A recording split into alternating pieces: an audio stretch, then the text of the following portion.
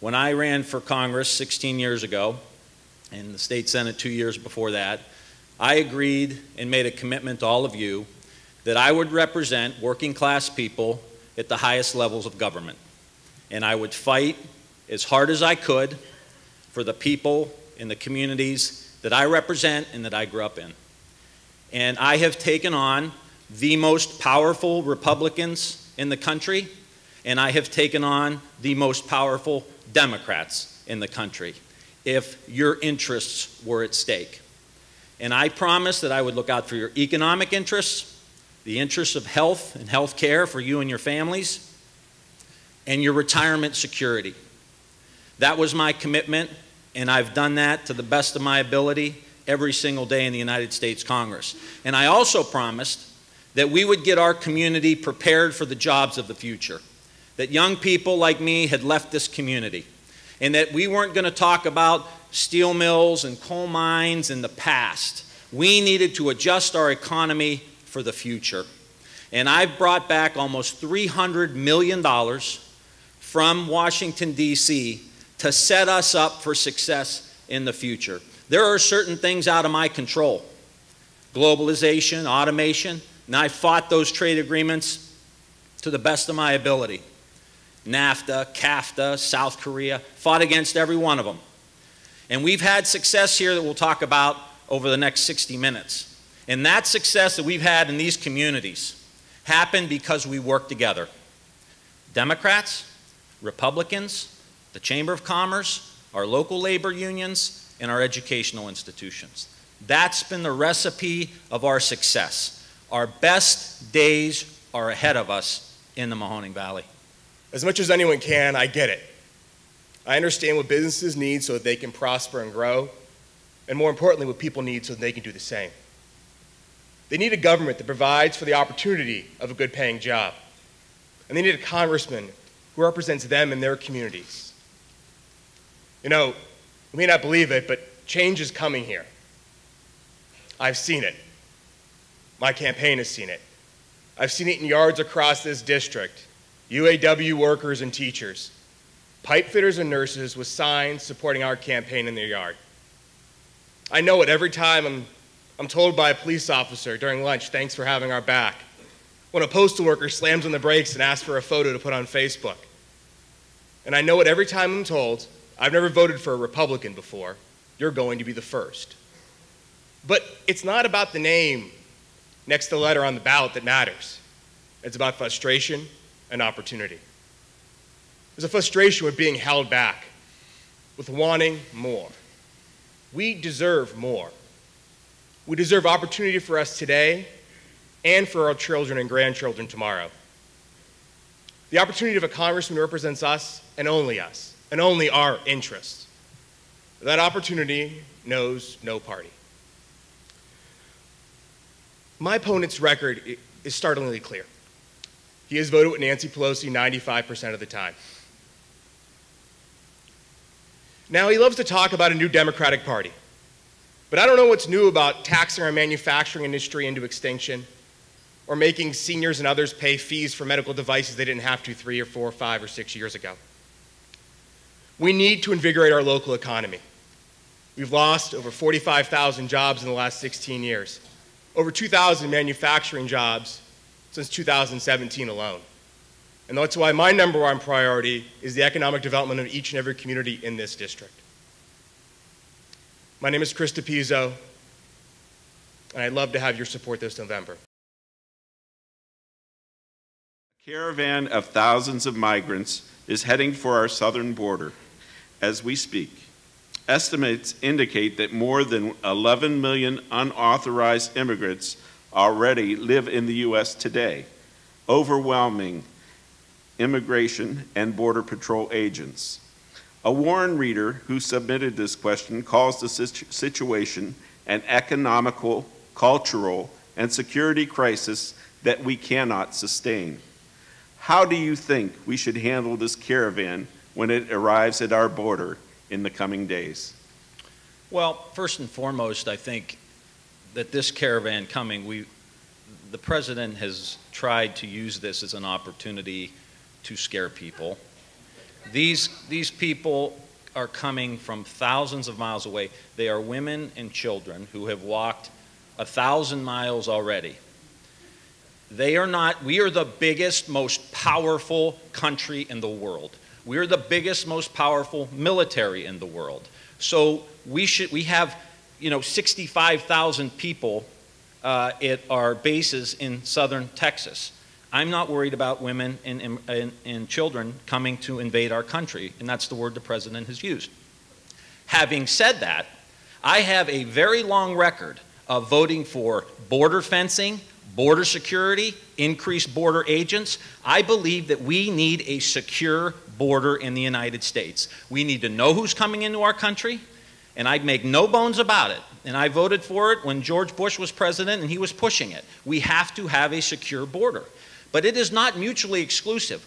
We are a country of immigrants. I am standing here before you, and I'm sure Chris is too, because our grandparents or our great-grandparents came to this great country for opportunity. So of course people are going to want to be here. With regard to the 11 million people that are here, look, we need to know who they are. If you're undocumented, you need to come out of the shadows. We need to make sure that you pay a fine if you violated the law. If you owe money for back taxes, you need to pay those as well. You need to pass a background check.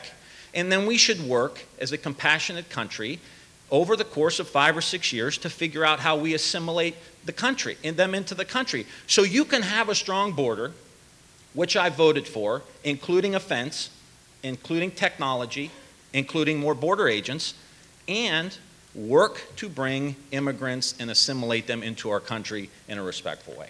Thank you.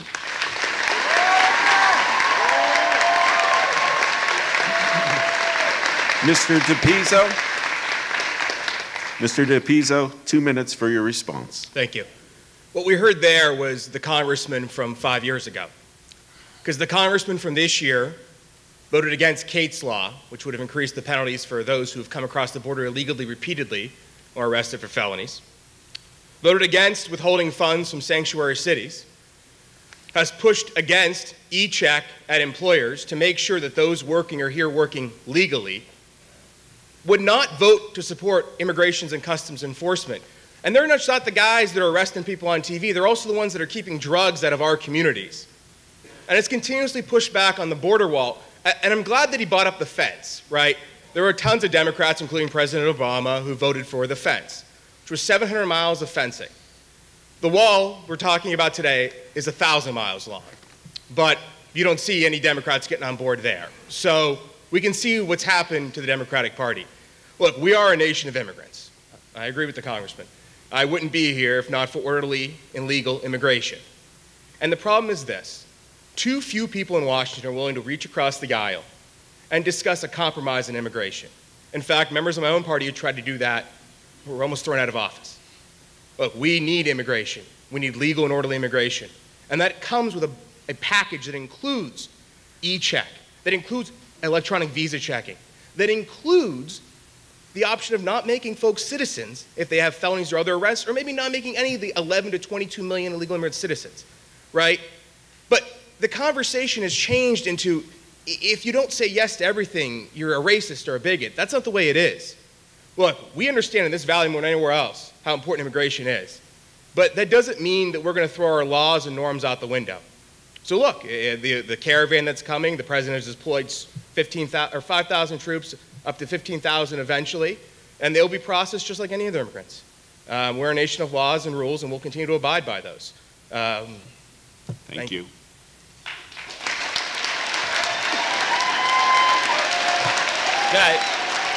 Mr. Ryan, you want 1 minute for a rebuttal? Yeah, just briefly. When there were calls by my party to abolish ICE, I opposed that. I know we need agents in the United States that if you're selling heroin here that's killing our citizens, I want some law enforcement agent to be able to get that person and get them out of the country. I support that. This is what I'm talking about in politics today. This is a false choice. We need to do both. And when it comes to a border wall that extends, the senators in Texas, the Republican senators in Texas don't even want a border wall because they don't know where the hell they're going to put it. They're going to put it in the middle of the Rio Grande River, or they're going to put it on the Texas side, or you're going to put it on the Mexico side. First, let's remember the president said Mexico was going to pay for this wall. Now he's asking you to pay for this wall. And let me remind this. 90% of the drugs that come into this country come in through ports of entry. That's where our focus should be. And I would rather this country spend 30 or 40 or 50 billion dollars instead on a crazy wall. We're spending that on infrastructure, building roads and bridges in Warren, Ohio, instead of down there. A reader who has lived in our area for 23 years says she has seen no economic improvement for this district during that time, despite recent hope for the natural gas industry and growth triggered by the tech belt and additive manufacturing. And now we have lost 2 shifts at the Lordstown GM plant. Still, many unemployed people don't possess the necessary basic skills to fill other open jobs in this valley. Why has this area remained dormant in job creation for decades? And what can you do in Washington to reverse local brain drain, population loss, and to raise the general quality of life here? Thank you. Well, look, it's not what I can do in Washington, it's what I can do right here. Anyone who tells you a freshman congressman is going to go change the world in Washington, D.C., yeah, they're blowing smoke to get elected. But here you can make a difference. You're the highest elected representative of government in your community. And your job is to be front and center on every economic development project you can be. I mean, that's one of the reasons I went out there and I met with someone in every village, township, and city. And I told them I'll come back again when I'm elected, because my job is to be their liaison to Washington and their liaison with business and use the skills that I have in working with business to get them to the area. You know, it's no one person's fault. It's not. And I can't lay the blame all on Tim. But what I can tell you is, when you have a record as bad as he does when it comes to voting, the congressman has made decisions. And I think those decisions have negatively affected this area. We're in a competition for jobs not only in the state of Ohio, but across the country and across the world.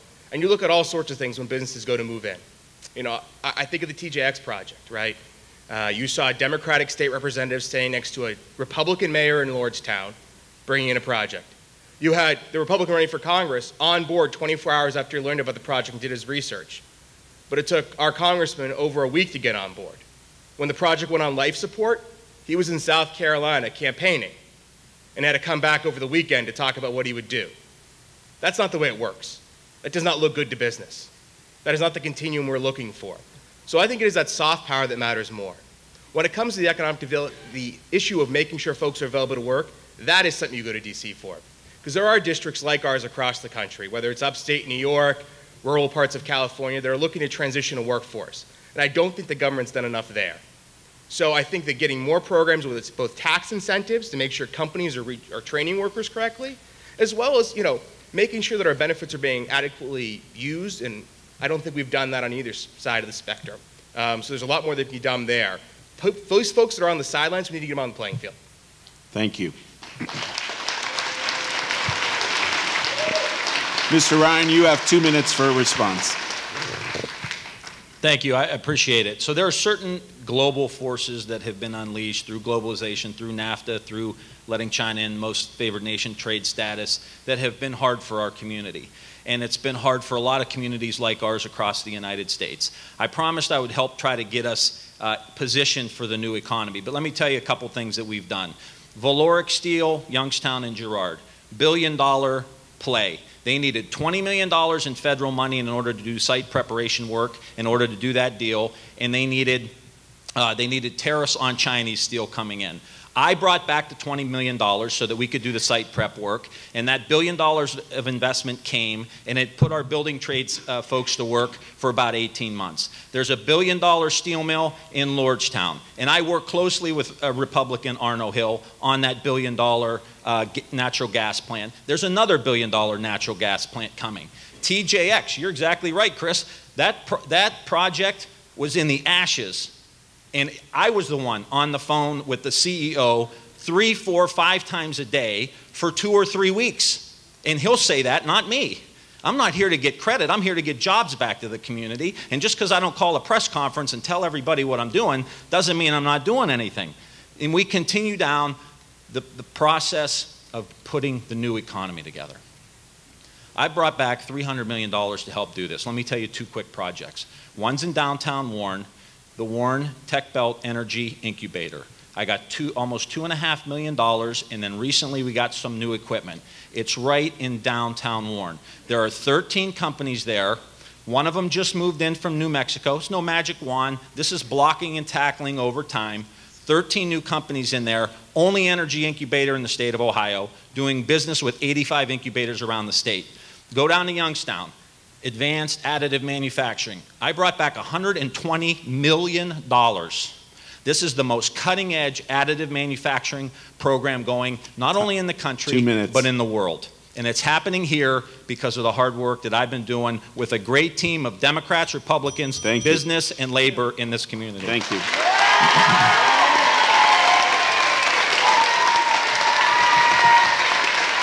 Mr. DePizzo, 1 minute. Thank you. Where to start? So we'll begin with Valoric Star. Yes. Great work until you backed the Anti-Frack Act in Congress, which was sponsored by 68 of the most liberal Democrats looking to do away with fracking in the United States. And I didn't see your name on the website for the anti-campaign for the drinking bill in the city of Youngstown. It's funny because other Democrats were. Natural gas, you like to talk about liquid natural gas. The last bill in Congress, the Congressman Bill Johnson had previously worked on with Congressman Ryan. Congressman Ryan missed that vote, which is particularly interesting coming on the heels of the anti-fracking bill. You know, look, you can talk about global forces all you want. Last month, Ohio gained more private sector jobs than at any time in the last 16 years, and we lost jobs. We lost 2,000 manufacturing jobs. America gained 400,000 in the last 2 years. So yeah, global forces exist. It's the local forces I'm more worried about right now. The U.S. government has run a deficit nearly every year since 1970. This year, it is expected to reach $833 billion. Despite recent tax cuts, government revenue continues to increase, but not at the rate of spending. Is this an indication, Mr. Ryan, that the growing deficit is a spending problem rather than a revenue problem?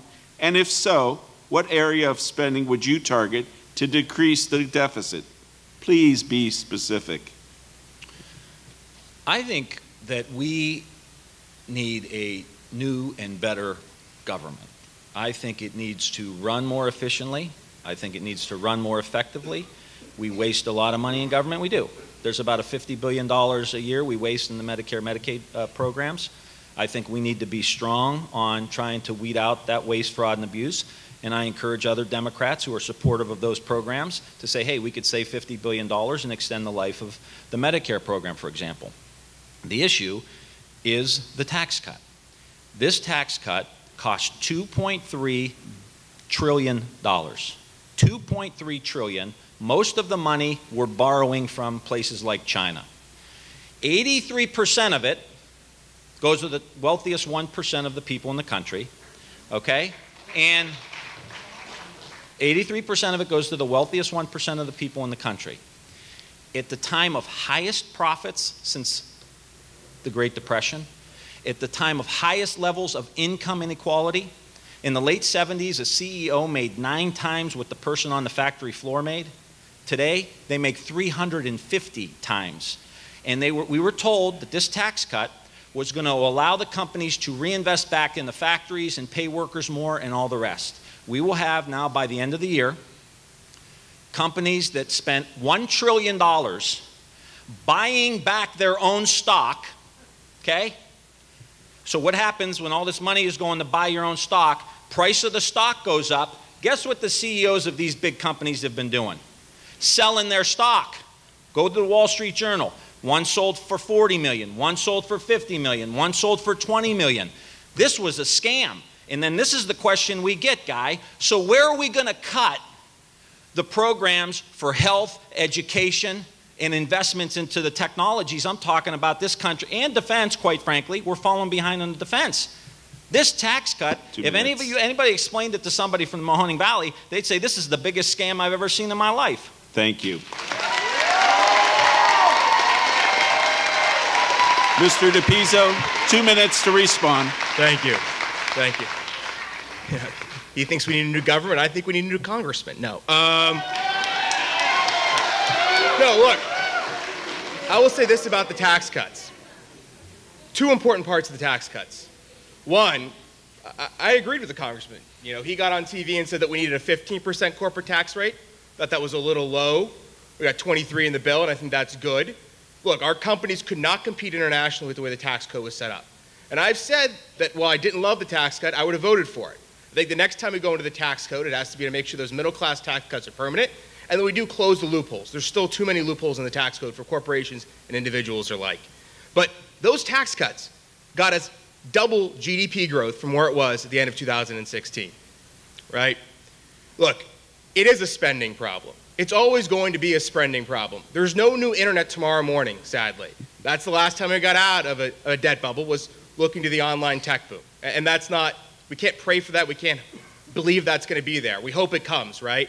So you hear things like zero-based budgeting, right? Making sure that every dollar is efficiently and effectively used in every single government agency, and taking that time. You know, the amount of agencies that haven't had audits done. I mean, if you were running a private company that way, if you were running a town that way here in the state of Ohio, that'd be criminal, right? We'd have Dave Yost come up and arrest you, as we've seen in the Valley, right? So we do need to take a better, you know, we need to take a better accord of what we're spending money on, and we haven't done that in a very, very long time.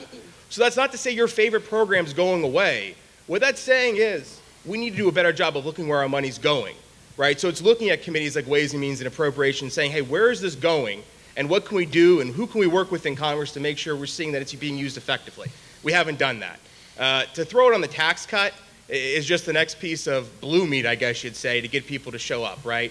I mean, it's not the tax cut, guys. The tax cut's got us the growth. The tax cut us the 400,000 new manufacturing jobs. Just because we haven't seen them, it's not the fault of the tax cut. Thank you.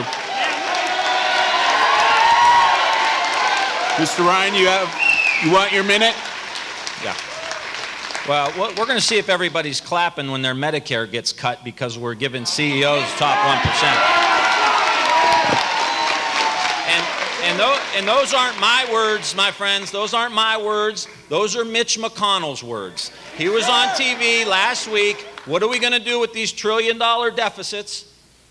We're going to cut Medicare, and we're going to cut Social Security. The Republican majority leader of the Senate said we got to get into the entitlement programs. Now, give me a break. I'm not saying we got to bash rich people. I'm not into that. I understand that we need people who are making a profit, investing in our communities, hiring the building and construction trade people, hiring our workers, paying them a good wage. I get it. We don't want, the working class doesn't want everything, but we want a piece of the pie. We want to work hard. We want to work hard and play by the rules, and wages are going up, but they're not going up as fast as inflation. People still have a rough time making ends meet, and if you're cutting Social Security and Medicare, that's going to be a disaster for people in the Mahoning Valley. The next question's about this.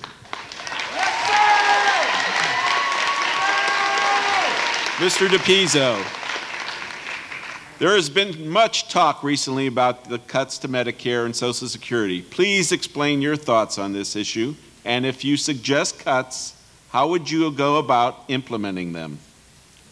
So just to calm the whole world down, I'm not Mitch McConnell, and I'm not running for a United States Senate seat, and he can do whatever he wants, but that's not going to pass through the House. So look, I can say this. We're not cutting Social Security. We're not cutting Medicare for those that are depending on it today or those that are looking into it 5, 10, 15 years down the road, right? That's not something we do, right? We protect those who've invested, and we've made a commitment to those people. Now look, there are things we're going to do. We're going to take caps off of who's getting taxed for Medicaid, who's getting paying that Medicare, Social Security tax, right? That isn't going to stop at 120 anymore. We need to lift that up, right? Not a popular thing for a Republican to say, but it's what's going to happen. We're also going to have to make sure that those who are making $1 million, $10 million in retirement aren't collecting anymore, right? We need to buy into this together, but I'm not going around cutting people's pensions or their Social Security or their Medicare in some sort of scare tactic to get someone to vote for me. That's not going to happen. I'm not going to stand for it. If that means my party wants to throw me out so fine, so be it. Thank you. Thank you. Mr. Ryan, you may respond. I think part of it is cutting out, as I said, there's $50 billion in waste, fraud, and abuse. You have a lot of doctors that are bilking the system. I think the reality for our healthcare system is we've got to start focusing on prevention. You know, we have so many people in their 50s that know they're going to go into the Medicare program, so they don't get insurance, they don't get that hip surgery, they don't get something that they need. They say, I'm going to wait till I get into the Medicare program, because they don't have affordable health care. By covering everybody in the country, in the wealthiest country on God's green earth, you will then have people that will have opportunities to have preventative care. At the end of the day, because when we passed the Affordable Care Act, we saw that when we put everybody in the tent, like an insurance program that it is, when you put everybody in the tent, we were saving $1 trillion on health care costs, because you're able to get people in a preventative way. To me, that's the way to do it. And as far as Social Security is concerned, I think it's important. I quite frankly think we need to expand Social Security. We have too many of our seniors that continue to live in poverty, continue to struggle to make ends meet. And I think we can find a way of paying for it. You can say, keep the level where it is, and then when people are making $400 or $500, you put the Social Security tax back on. That would generate a heck of a lot of revenue. But we've got to get the revenue from where the income is. And the income is coming and going to a very concentrated group of people in the country. 96% of income growth, 96% over the last 30 years has went to the top 10% of the people in the country. That is a broken economic system, and we have got to fix it. We cannot keep going on like this. 51% of our kids that go to public schools live in poverty. This is a broken system, and these two programs, Medicare, Medicaid, and Social Security, are there to make sure at least people who worked hard and played by the rules for 30 years don't end up living in poverty in their retired years. Mr. DePizzo, you want your minute? Yeah, you know, sometimes you don't realize you're running against a 16-year incumbent who was in the majority for 2 of those years and could have passed whatever his party could have came up with.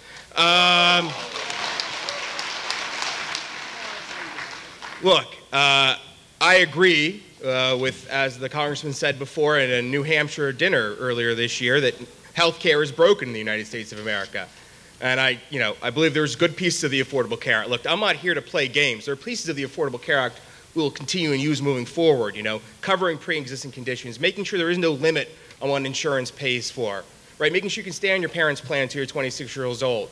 But at the end of the day, we shoulder the burden here in America for all of the research and development basically around the world. And the one thing that slipped out of the Affordable Care Act was prescription care, the place where we see costs skyrocketing. So until we get that under control, and look, there are Democrats like Sherrod Brown who have great ideas for that, right? I don't want my prescription companies, my pharmaceutical companies to get a tax deduction because they're pushing products on TV. So look, there's a lot to do out there, but the ACA wasn't it. Thank you. It's been 16 years in coming for Congressman Ryan to hold another debate, and I'm proud we got one. I think it shows how competitive this race is. And the one thing he can't run away from is his record. And that's what's changed. He had no answers for that. Look, we both believe in a great future for the Valley. I think that mine's approachable, and I think his is just the next step on his way to trying to run for president. Is that basically how you view his candidacy at his time in office right now, basically waiting for 2020? I guess waiting for next year in a certain way. I mean, look, there's no way he wanted someone to approach him this year with the way this valley's changed and how open they are to having a Republican candidate and ask him questions like his changing stance on immigration or on the Second Amendment. He doesn't want that. He thought he can make those votes in D.C. and get away with it, and we're going to hold him to account because that's not the values we have here in the Mahoning Valley. I thought it was great. I thought, he had an opportunity really to talk about the vision and the process year in and year out of what we're doing to build the new economy here, whether it's TJX with 1,000 jobs or Valoric for $1 billion or $1 billion gas plants and cracker plants within the natural gas industry that we've been instrumental in all the almost $300 million that we brought back. And really I thought Chris didn't provide any real solutions for the future. I mean, he spent the whole time talking about me and without any real vision. So I thought it worked out really well. We will now hear closing statements, also chosen by the coin flip prior to tonight's event. Mr. Ryan, you were chosen to go first, and you have 3 minutes. Thank you so much. I think we saw here tonight that the last 16 years that I've had a plan for this community, and every single year, every single appropriation cycle, we've been executing that plan. Whether it's Camp Ravenna, where we got $20 million to build that out, it is now Camp Garfield, state-of-the-art training facility for the men and women in our National Guard right over in Portage County. $28 million for the Youngstown Air Reserve Station. And we're going to continue to use my position on the Appropriations Committee and the Defense Appropriations Committee to keep investing in that, especially yours, which has over $100 million economic impact. I don't have control over everything. I wish I did. I wish I could go. I've called Mary Barra at General Motors. She's screening my calls at this point, okay? Because that is an important facility for us, okay? But what I have control over, I've delivered on. I've delivered on. We brought almost $300 million in research, Youngstown State, Kent, Akron. I've worked in a bipartisan way, even in this environment, working with Bill Johnson, working with Dave Joyce, working with our local officials, working with our state officials. That's my responsibility. And I will tell you something. I have never been more optimistic about the opportunities that young people will have in this community than I have right now. I see what's happening at America Makes. It is the most transformational industry across healthcare, energy, manufacturing. I see what's happening with these 13 energy companies that are at T-Bike in downtown Warren. And we also wanted to create the quality of life, and this is the final piece.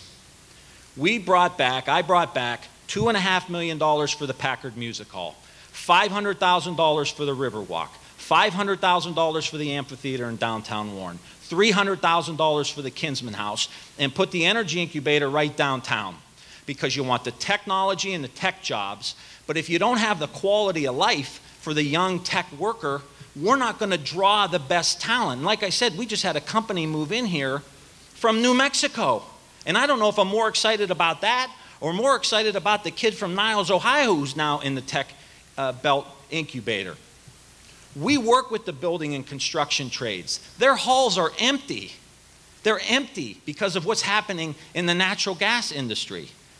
What I've had control over, I've delivered on. And I don't always call the TV, I don't always call the newspaper and tell people what I'm doing. But I got a great staff that works every single day for you. I'm here for you. I'm honored to be a congressman in the United States of America, and I'm honored to represent you. And I know people blast Washington and blast government and blast politicians. I'm proud. My great-grandfather immigrated here from Italy. My parents were working class. So when I'm in Washington, D.C., I got your back every single day. And please don't ever forget that. Thank you. I'd appreciate your vote. I'd appreciate your vote. Thank you. Mr. DePizzo, 3 minutes.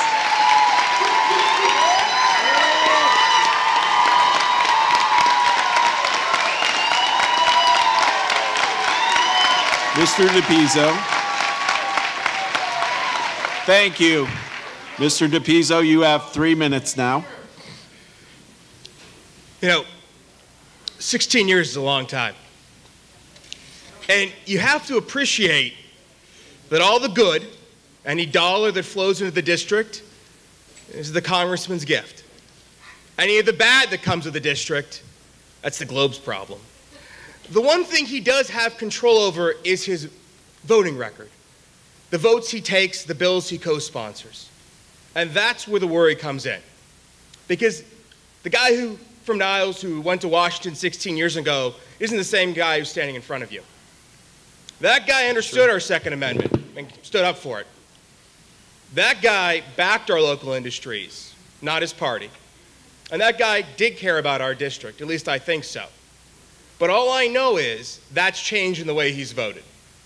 And that's not the thing that gets reported on the news every night, right? They don't have the congressman toll of how he votes. So you got to have some guy who delves into it. And I'll tell you, it's not for our district. It's not for our district one bit since 2015, whether it's immigration or the Second Amendment or abortion. That's all changed. So look, what do I offer? I offer a new way forward. I offer a different style. I came from the private sector. I wasn't a politician at 27 years old. I never thought I'd be on a stage doing this. But I looked around at what was happening in the rest of the country and asked, why not here? Are we not as smart as the guys in Dayton? Do we not work as hard as they do in Toledo? Why are Warren and Youngstown number 1 and number 2 in unemployment in the state of Ohio month after month after month? Right. And so the plea I have is, we've done 16 years of it. What's the next 16 look like, and what do you want them to look like? Because I think what we deserve is a congressman who cares about us more than his job. A congressman who's willing to put it all on the line for his home. And I think, and I believe, and I pray every night that that's what I'm going to deliver here. And I've seen it everywhere I've gone, that people are looking for change.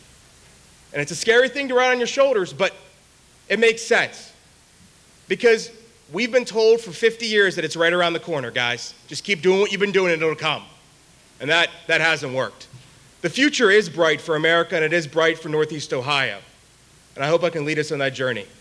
My name's Chris DePizzo, and I'd welcome your support in November. Thank you, guys, and God bless.